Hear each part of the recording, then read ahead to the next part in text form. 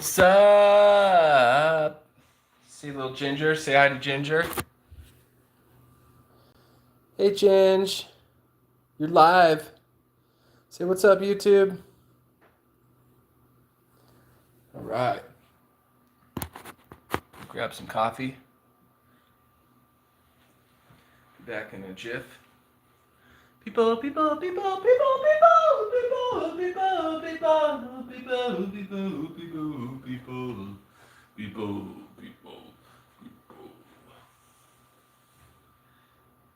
Good morning. Is it morning still? Yeah, technically it's morning for another 16 minutes. I am, but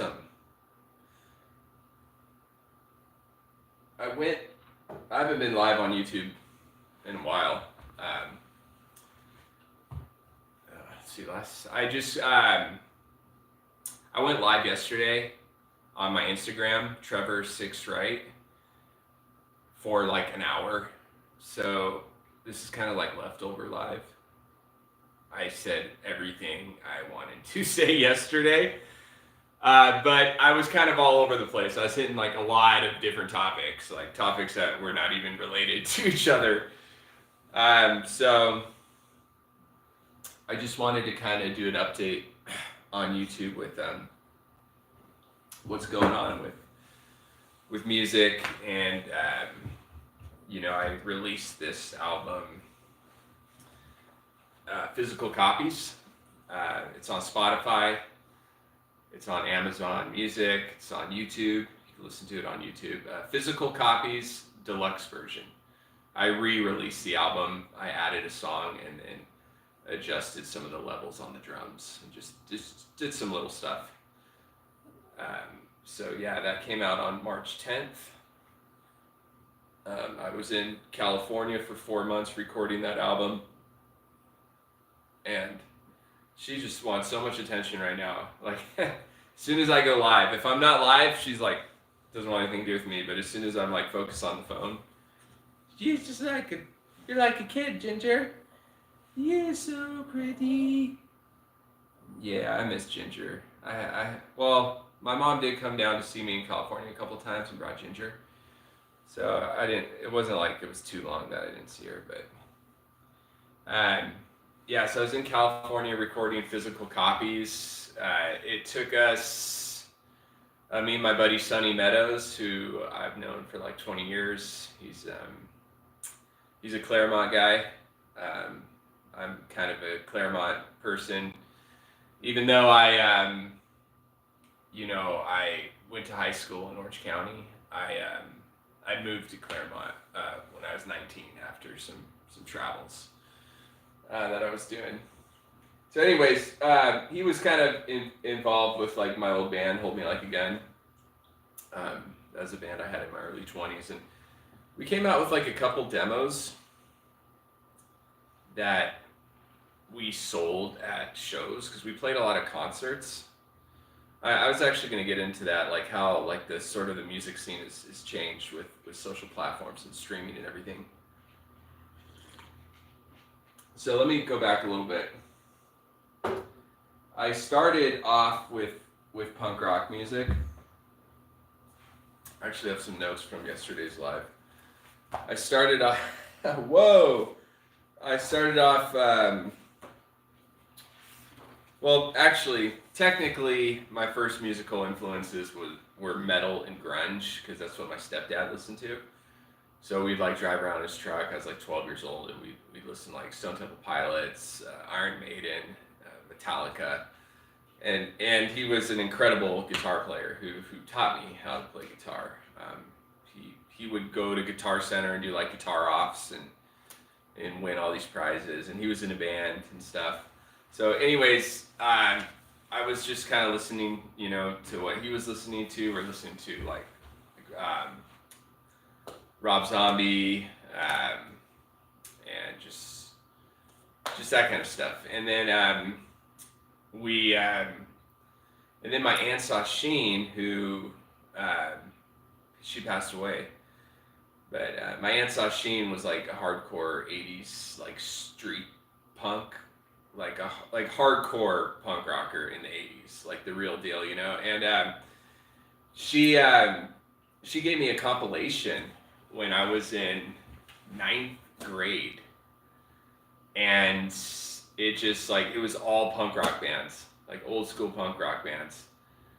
The Damned, X-Ray Specs, the Addicts, Exploited, just all these like late '70s and '80s like punk rock bands, Subhumans, and so I heard this and I'm like, oh my gosh, this is where it's at. I was like, I like that. Like I identified with punk rock music instantly. I was just like found like my genre, and so from then on, I was just really into punk rock music, and started a punk band in when I was in high school. You know, genres are usually like a direct reflection of what's going on in society at that time. It's, you know, as a songwriter, it's sort of like, you know, what you're going through and what society's going through. It's kind of like a response. You know, we had in the '60s, there was like the counterculture, got really into like new ageism and like psychedelic music, because that's what people were like getting into. They were kind of rebelling against this like traditional cookie cutter, you know, idealistic, you know, Protestant American, you know, and so they kind of, so the music was reflecting that sort of need for more and the rebellion and stuff, in like a positive, in a groovy way, you know, and punk rock was, you know, sort of similar, but it was more of an aggressive, like sarcastic rebellion, and I really identified with punk rock music growing up. I could just feel it in my bones. Like even though the music I was listening to was like literally like 30 to 35 years prior to the time I got the compilation that my aunt gave me, I felt it, you know, and I was about it, you know. So I kind of like, my roots really started as a songwriter with punk rock music, absolutely. I didn't get into like rock and roll or hipster music or like glam until I was like a little bit later. Like I started getting into that when I was like 18. Started getting into like Led Zeppelin, you know. Actually, I think I watched Song Remains the Same. I watched that when I was 17 years old, with some buddies in Anaheim, and we were just like, you know, like, whoa. Whoa, you know, our mind was like expanding, you know. It's like we were listening to punk rock music for, you know, 5 years straight, and then all of a sudden we're watching The Song Remains the Same, you know, Led Zeppelin, Madison Square Garden, 1972, Robert Plant, Jimmy Page live, you know. It was like a whole, like, another ballpark, as someone that not only is a fan of music, but writes music.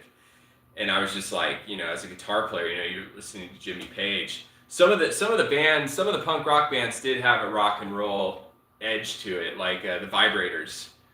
Their guitar player was a bit more advanced than I would say most guitar players with punk rock music. So like I was really into the Vibrators, and you could hear that he was a rock and roll guitar player. I mean, some of these genres kind of are connected, and sort of there's early stages of the branch off, so the two branches are very similar to the root branch, and that's, you see that a lot, like 80s post-punk. But anyways, I came on here to just kind of, like I said in the beginning of the live, I don't go live a lot. I got the phone turned around, so I can't see if anybody's even watching or what. But I went live yesterday on Instagram, and that was kind of like everything I wanted to say, but then I was like, I felt bad for YouTube. I'm like, oh, poor YouTube, poor my 340 subscribers. They're missing out. I'm being sarcastic. Yeah, I just it's social platforms is almost like a way I could journal for myself, kind of document my life. Songwriting has kind of been like involuntarily like spiritually vomiting. It's something I do. It's like exercising. It's good for the mind, the health. It's just something I do. I never set out to make a lot of money and to be famous as a songwriter. It was never a business goal. It's just I've been playing guitar since I was 6 years old and writing music soon after that. And so it's just something I do. It's been a long process. I'm 39 years old. The music scene changed a lot. Like when I was in high school, we were in a band in Orange County, The Discarded, and we have some stuff on Spotify. Like we did a couple albums, like Image, and we did Sore Eyes. We did an EP. I think that's on Bandcamp. There's some stuff out there, but anyways, when I grew up playing music, it's like you would play shows, a bunch of shows first, and then eventually you would come out with like a CD. And if you were like a really proactive band that was, had some sort of following, like eventually you would have like t-shirts and CDs and like maybe some patches or buttons, so like the music and playing shows came first before putting out like CDs and t-shirts and stuff. Now I feel like with social platforms and after the pandemic and social media streaming, it's changed so much, because I didn't play music for like 12 years. I just was not interested. I was doing other things in life, and I was kind of burnt out. I was in bands for so many years as a teenager in my early 20s. I was kind of playing shows for 10 years straight, so I was just burnt out. And but going back to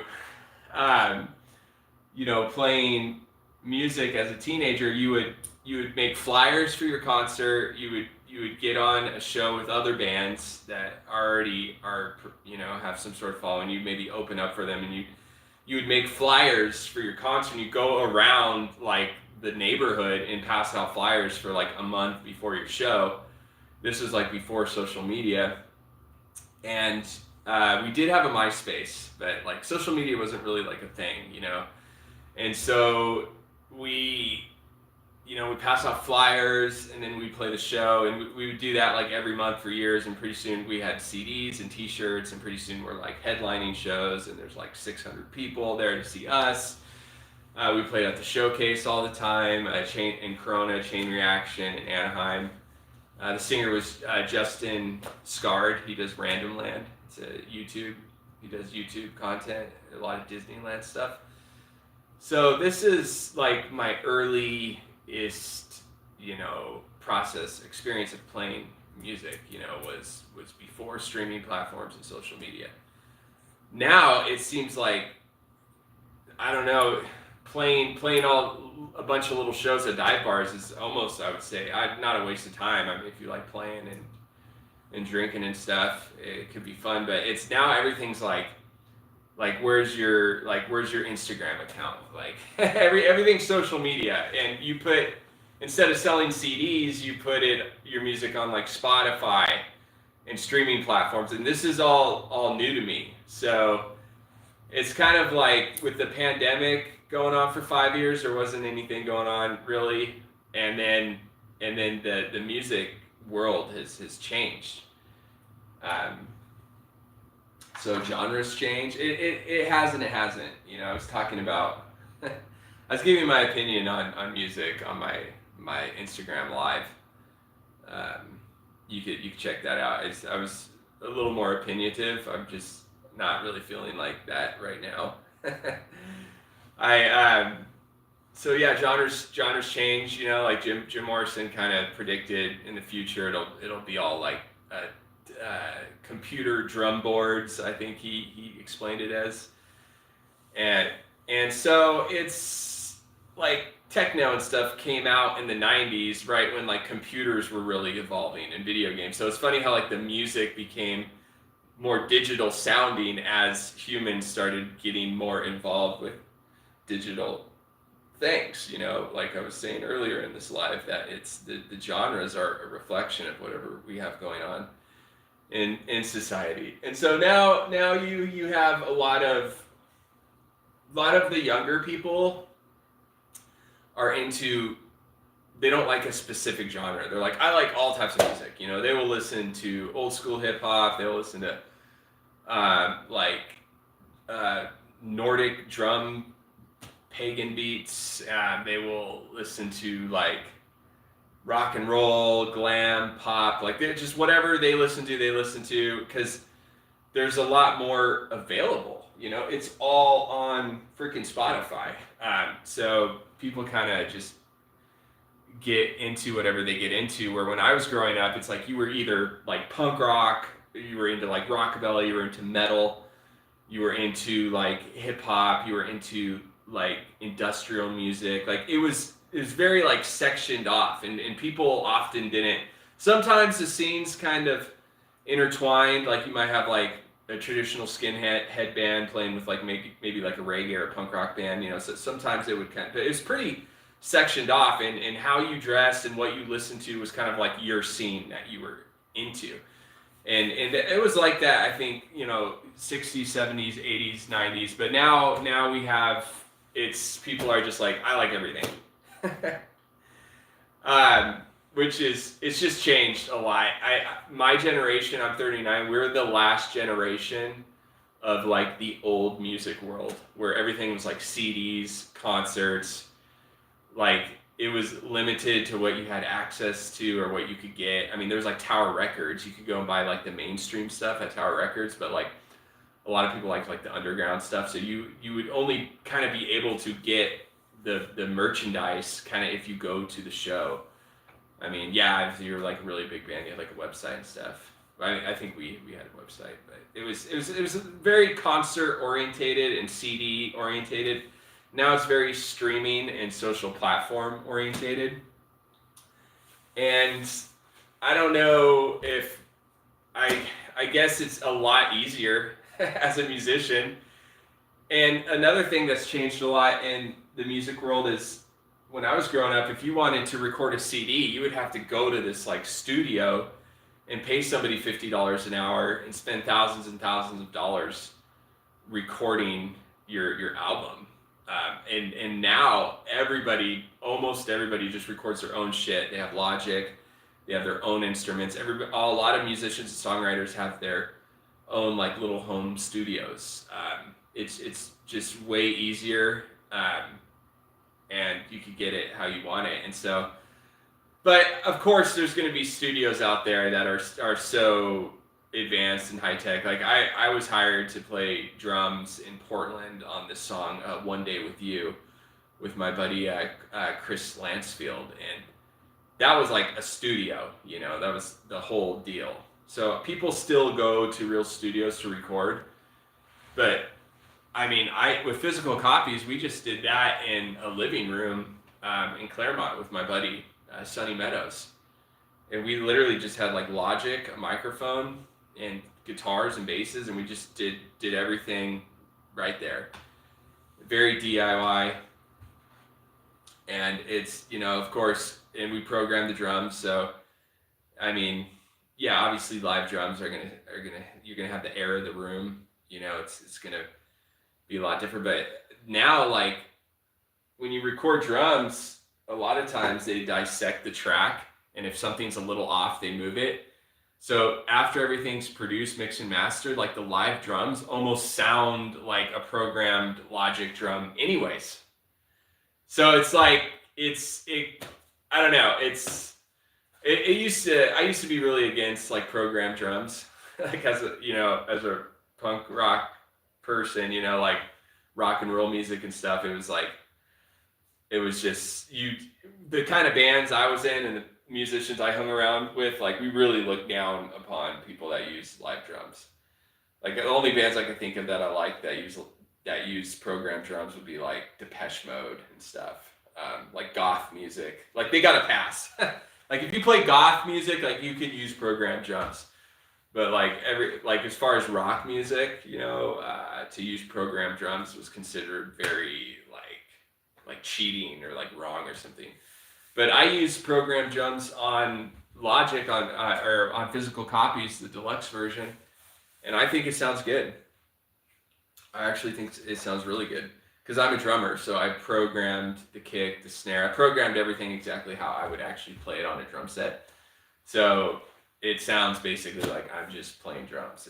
It would almost sound exactly like that if I played live drums on those tracks. It would almost sound identical. There'd probably be a little more fills, maybe some more crashes, but kept it simple. I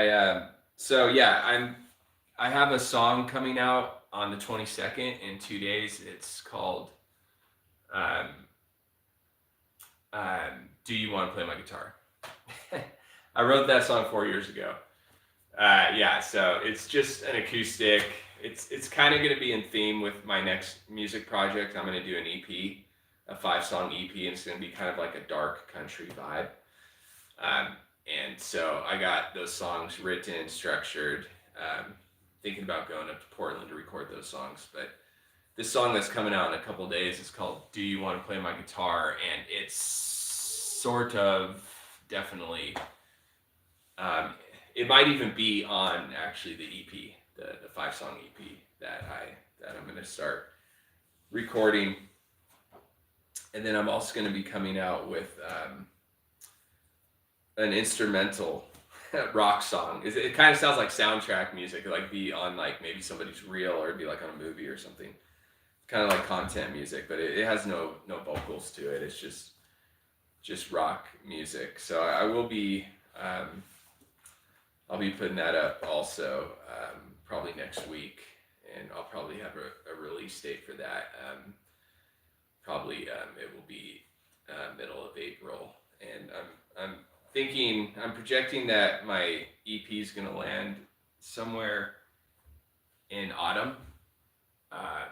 I think my EP, I'm gonna try to release it in fall, like somewhere around like November. I'm thinking about my EP will be dropped because Physical Copies, we recorded that kind of quickly and we put it out pretty quickly. This EP is it's gonna have a different vibe. There's gonna be a lot more layers. It's not just gonna be simple like blues guitar, bass, and drums and vocals. Like Physical Copies, the deluxe version, it literally sounds like almost live. It sounds like a really good live recording. And the way I recorded everything is exactly how I would play it live with the band. So when you're listening to like Holy Tabernacle, Bad Luck with Love, Get Gone, Don't Call Me Back, Crystallized, all these songs that are on Physical Copies, the way you hear it is exactly how it's going to sound live. Because I didn't do anything fancy. I literally just played the guitar track, and a lot of it even has one guitar track. So it's really how it would sound live. Which I guess, sometimes you hear something that a band puts out and you hear them live and it's like, wow, that sounds like literally nothing like the CD or what I'm streaming. It actually sounds like shit. Physical Copies sounds very raw, and because it's exactly how it would sound live. So it's going to make it easy for me to play those songs live because it's like what you hear, what you see is what you get kind of album. It's nothing fancy, where the EP I'm doing is going to have a lot more layers, a lot more studio magic. The studio I'm going to record this in, he has like a lot more gear. So there's going to be, there's going to be other instruments like cellos, mandolins. It's going to be a lot more layered. I'm going to have my buddy doing harmonies. It's going to be... It would be more difficult to play these songs live. I mean, I can, and I will. I'll play the songs live. It's not too difficult, but it's not going to sound exactly like the CD. So that's something I could appreciate about physical copies is if I play these songs live, you're going to be like, man, this sounds like almost identical to the album. There's not really a lot of effects on the vocals. It's not overly produced like at all. Which is, we did it pretty quickly. I'm gonna heat my coffee up. I think I'm doing pretty good. I've not gone into conspiracy theories. I'm gonna get into that. Hold on.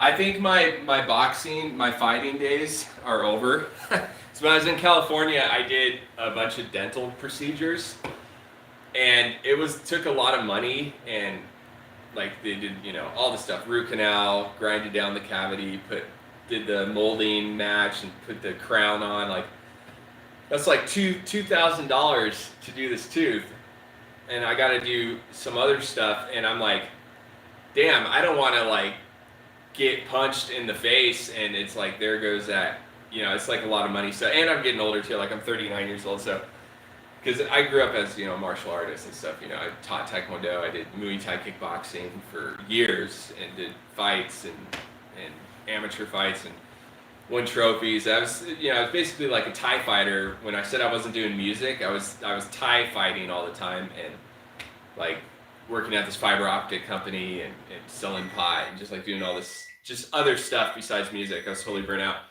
But now it's like, I think my fighting days are over. I think I'm ready to let that go.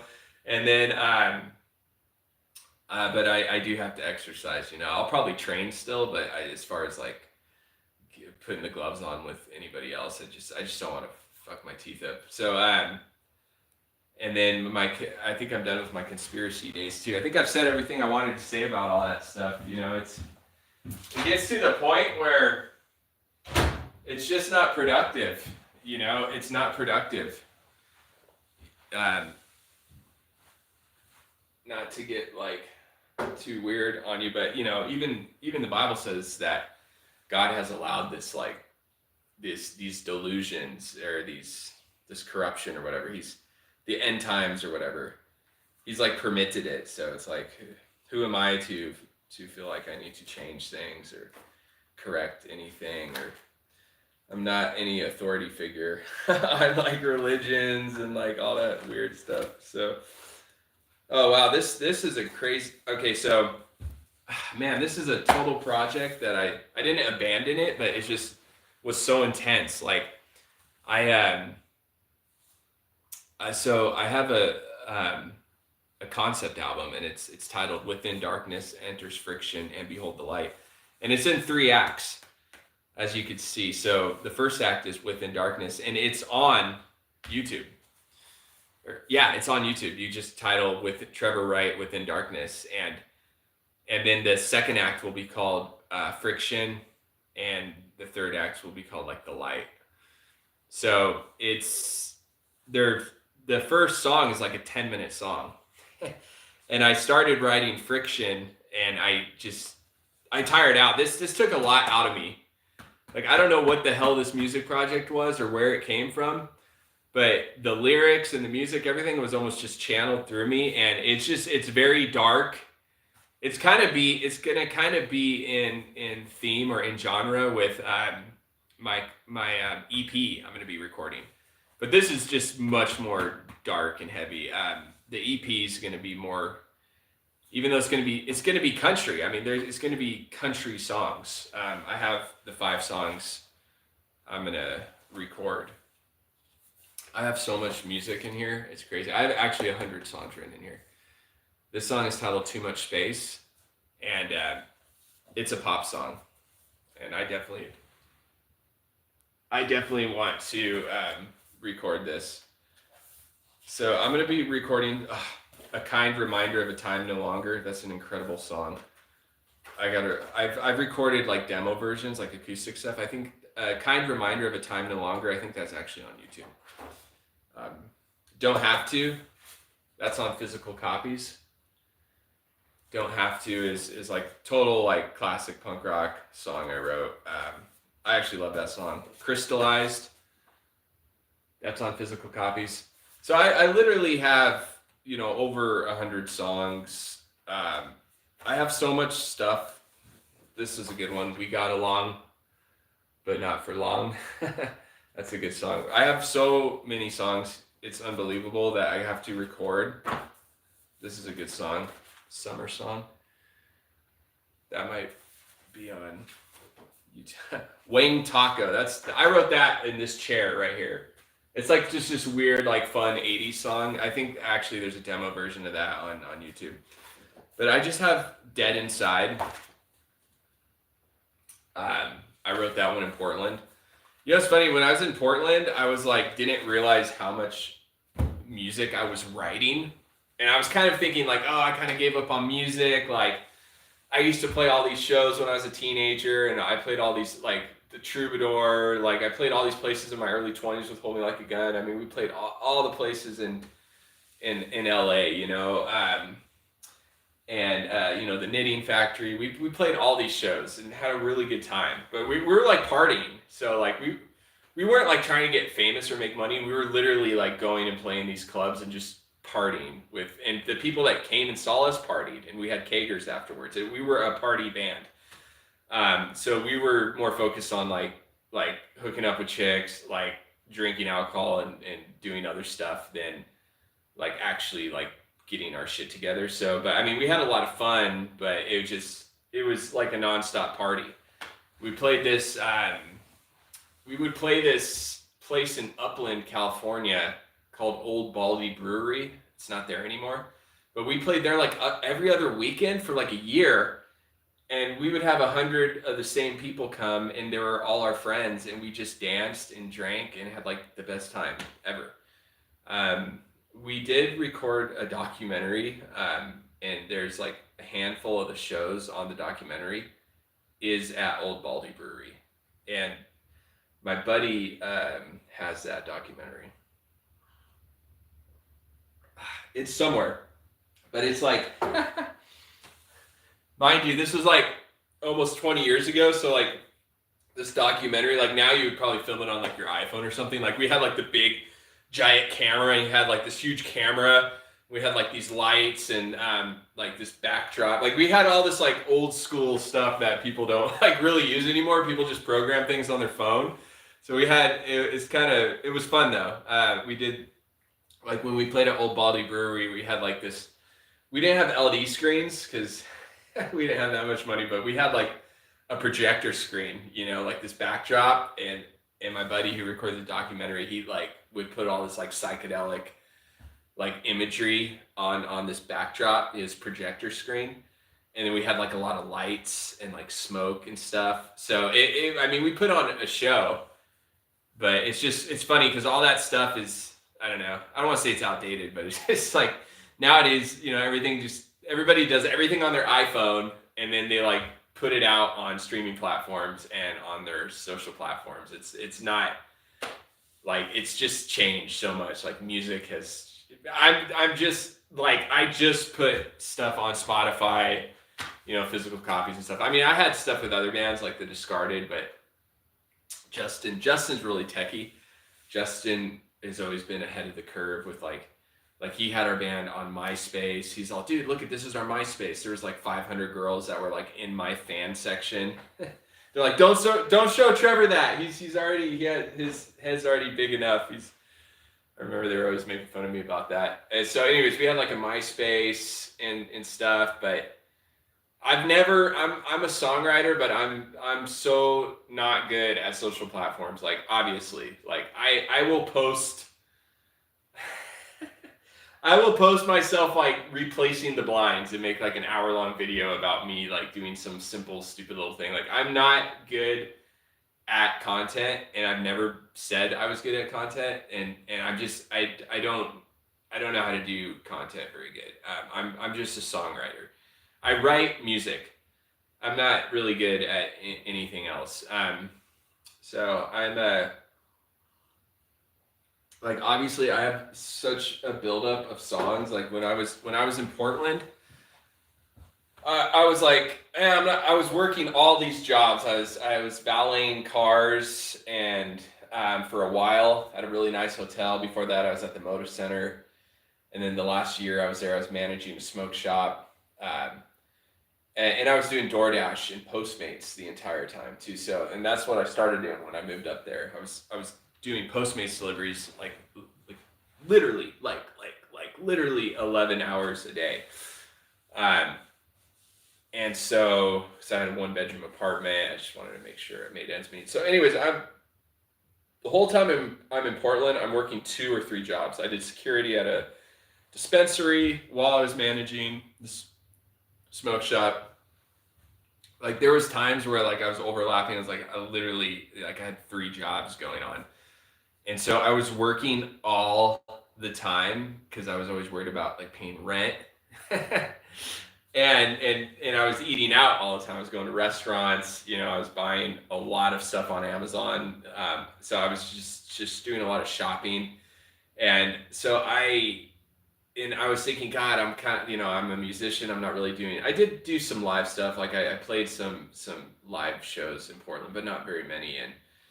But I wasn't really doing any music stuff. What I thought at the time, because I'm working I'm working 60 hours a week. So I'm like, God, I'm not doing any music stuff.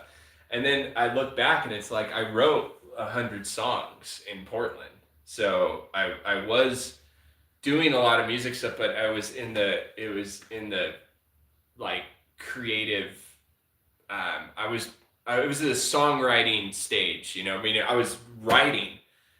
I wasn't recording. I wasn't playing music. I wasn't playing live. I wasn't putting anything. I was just writing, and I didn't realize how much music I was writing those 5 years. And until I realized that, I'm like, damn, I have hundreds of songs I've written, and it's just it's a process. So it was really nice to get some of these songs out, on Spotify. And Ginger's like a human. She's like looks up at me like she's listening to me, like she's understanding what I'm saying. Like human ears.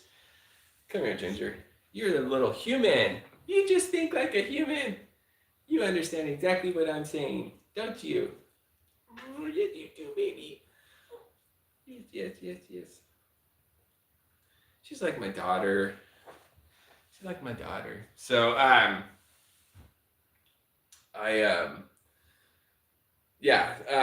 also, I'm decompressing. I'm in the desert, being in California, helping my grandma move, recording the album, doing all this dental procedures. Got into skateboarding a little bit. I go to the desert to just like I live in unincorporated Arizona, North Arizona. I live in the middle of nowhere, and it's awesome. I mean, dirt roads. There's very few people that live in the city, and they drive around in like freaking dirt bikes and sand rails. I live in the middle of nowhere. I live in the country, and it's awesome because it's very, very quiet, especially during the winter. No one's really riding anything, so it's silent. Like I've been blogging, or this entire morning, there's been one car that's driven down this country road in front of my house. And it's nice because, being born and raised in California, it's like, I'm like, there's so many people that, growing up in Orange County, I lived in Hollywood for years. I mean, there's just thousands of people that drive by, every hour. It's just a lot of energy. There's a lot of people around, the frequencies of people. And so it's nice being in the desert. It's just not one car is driven by. It's silent. You don't hear anything. I love it. It's the best. And I'm here on business also because I'm going to be opening up a few stores in Arizona, because that's what I do for work and stuff, is I work with property and stores and apartments and stuff. So I'm going to open up a few businesses while I'm here, and I'm also going to be buying a cabin and get even farther out, like just really out there, you know what I mean, where you can't even like see another human. So I'm going to be buying a cabin and opening up some businesses here before I go to Portland and do my EP, and then I also have to go back down to California because I have more dental procedures, and then I'm going to record some more pop music with Sunny Meadows. I'm going to record some more rock and roll music. We work good with the rock and roll music. It's just simple. I just lay down a track, and then he's like, all right, let's do bass. I do bass. We do drums. We do some vocals. It's like, wham, bam, thank you, ma'am. It's like songs done in 4 hours, depending, if we have any bumps in the road, maybe 4 or 5 hours. We did Don't Call Me Back. God, we started that song at like 1 o'clock in the afternoon. And we look at the clock, it's like 4:30 and it was done. It's like we did Don't Call Me Back in like 3 hours. The whole song, everything. And what's funny is that's probably my favorite song on the album. Don't Call Me Back, Get Gone, and Holy Tabernacle are my personal 3 favorite songs on the album. Yeah, and I like, Crystallize for other reasons. Crystallize, that song makes me laugh for some reason, like the lyrics. It's just, it kind of has this like Tom Petty 90s vibe, and it's just, I don't know why. Crystallize makes me laugh.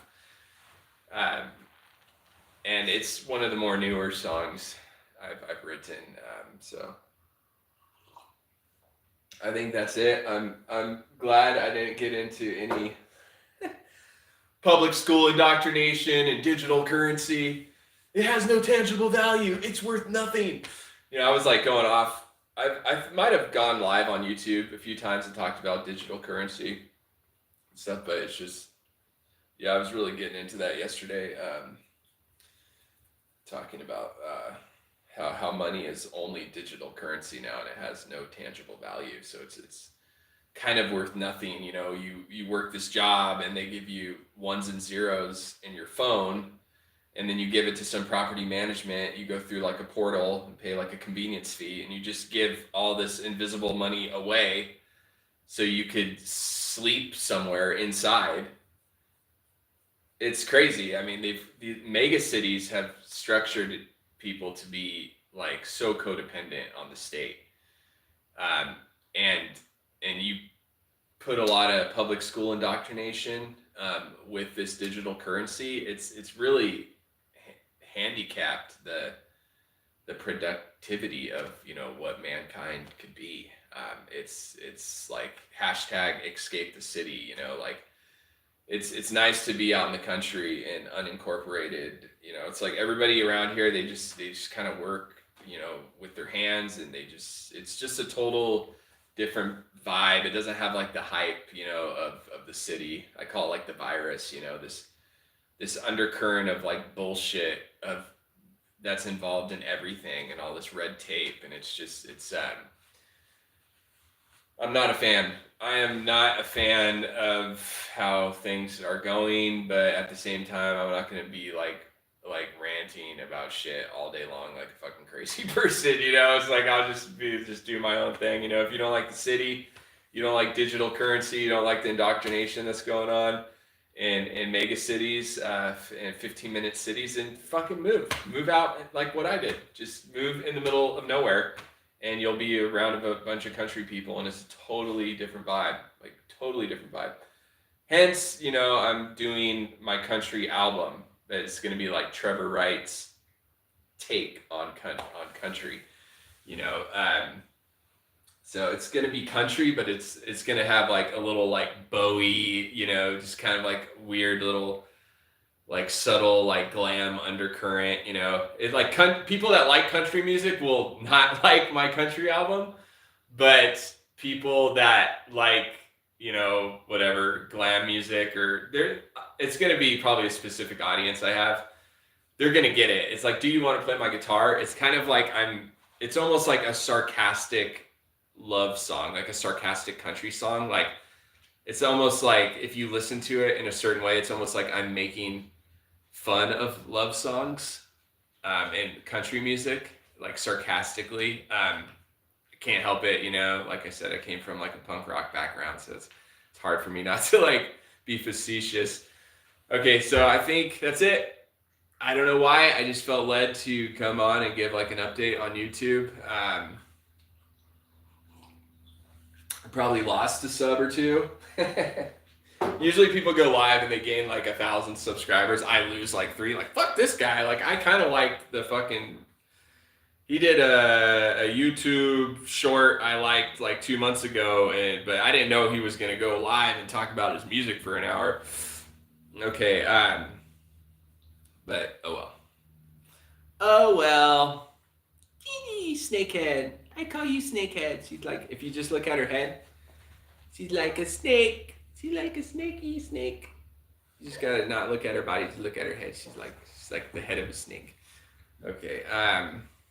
She actually looks like. Come here, Ginger.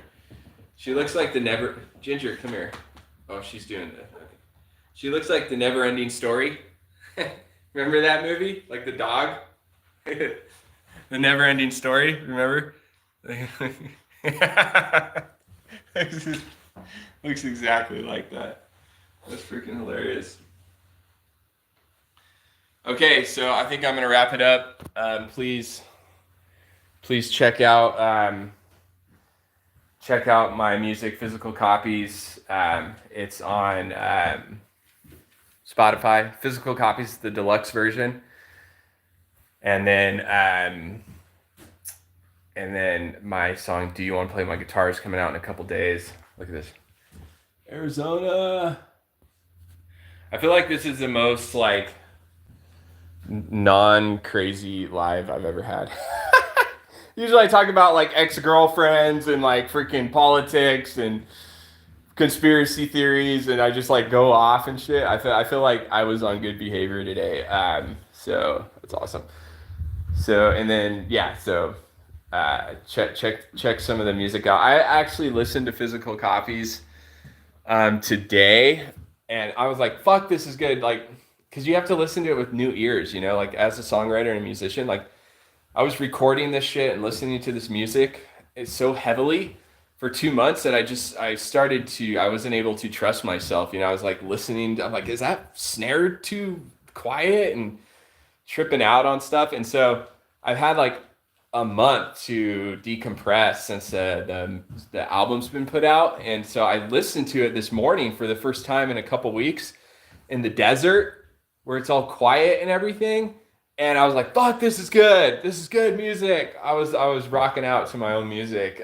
So I'm really happy with how it came out. And I'm really excited about, like, I have so many songs that I'm going to be recording. And so Physical Copies, I almost feel like I'm just starting out with my music career, because when I was a teenager, I was just like this crazy ass fucking punk rocker. And in my early 20s, I was just so full of shit, you know, with just like thinking I was a rock star and just playing all these concerts. And I was just like, I was loaded all the time. And I had this really hot girlfriend. And so I just wasn't thinking like, now I feel like I'm getting, you know, I'm 39, I'm almost 40. So I kind of feel like I'm just starting to be like a proper musician as far as like a career goes, versus just like, oh, I'm gonna go fucking to this bar and get loaded, bro, and play rock music.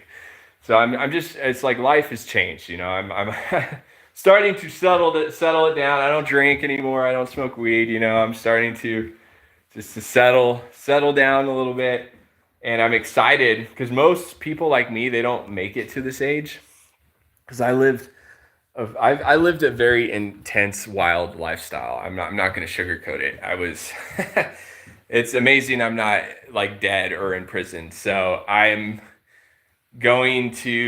just glad that I could put out music and be alive, because most people like me, like, had a lot of friends that died, you know, just living the lifestyle. So I'm alive. I don't drink anymore. I don't smoke weed. So I'm going to be thankful for that and really enjoy this process of putting out music, you know, that I've written. A lot of different music. So, all right, I think that's all I got to say for today. Later. Say bye, Gingy. Bye, Gingy. See you guys later. Go down my rabbit hole of YouTube videos. You're going to be like, oh my God. Are you sure you want to stop streaming? Okay.